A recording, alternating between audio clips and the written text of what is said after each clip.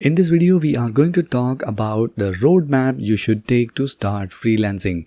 So if you are planning to earn some extra money using freelancing and you want to know how exactly you should start and approach this, then this video is for you.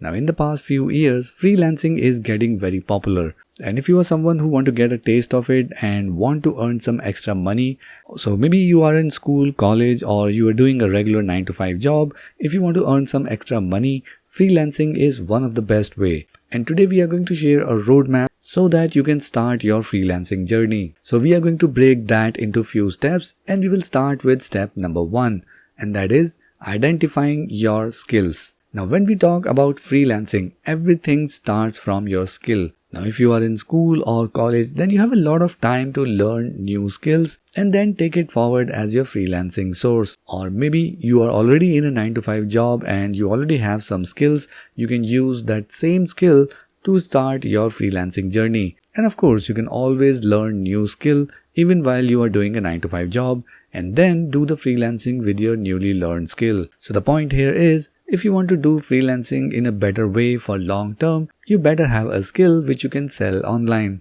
And once you have identified that skill, we can move on to the point number 2, and that is getting your first client.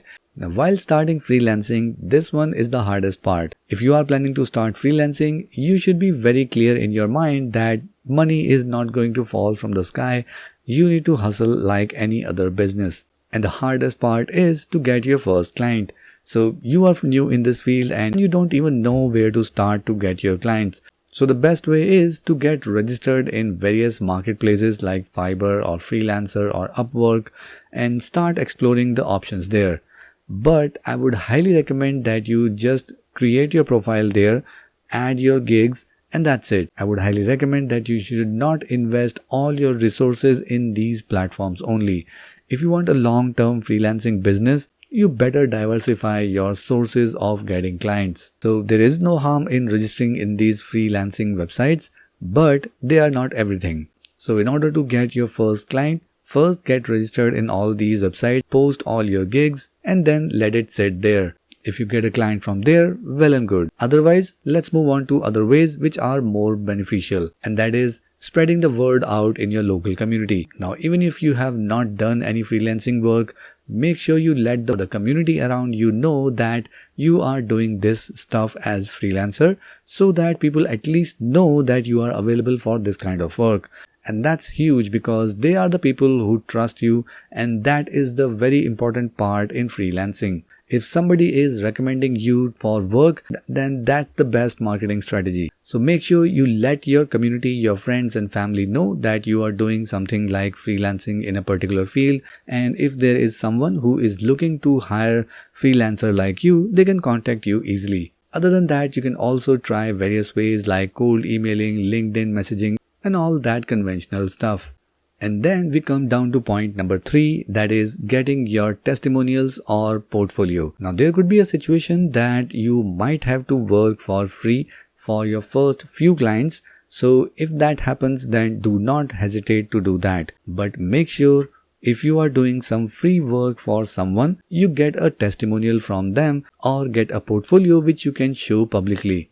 Now, there are various ways by which you can approach this free work. Now, you can do this free stuff for NGOs in your area. I'm sure they would love to get help from you, and I'm sure they will also give you a good testimonial as well. Along with that, if you find anyone who is asking for a free work from you, make sure you split that into different sections. For example, if you are building website, then do the website designing for free, and then you can charge for maintenance after 6 to 7 months. So that's how you will be able to do a free work, but in long term, it's going to pay you back. Now, you got the testimonial, you got the portfolio done, and the next step is to build connections. Now, when you start getting work as freelancer, make sure you maintain a very good relation with your clients, because these initial clients are going to refer your work or you as a freelancer to their friends and family and community. And trust me, this is the best way of getting inbound leads. If you can gain the trust of your current clients,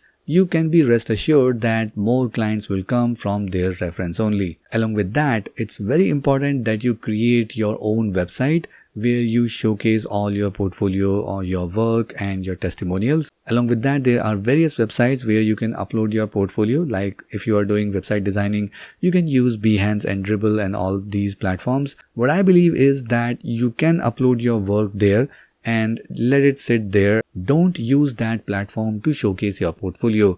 The problem is that these websites will showcase your work very well, there is no doubt, but when a prospect is scrolling through your work, there is a high chance that they will get out of your profile and they will get suggested by these platforms a new freelancer just below your profile. So there is a high chance that they will get out of your profile and get attracted to any other freelancer. So I cannot stress much on this, that make sure you have your own website, put up your portfolio and testimonials on that, and wherever you need to share client work, share your website only. So when you are building connections, make sure you have your website ready, or even if you are doing cold emailing and sending messages on LinkedIn or Instagram or whatever platform, make sure you only send your website link. And then comes the part number 5, that is expanding your business.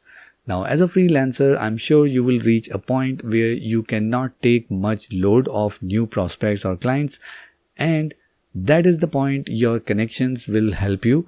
If you are able to make connections with other freelancers which are in your field or maybe in the related field.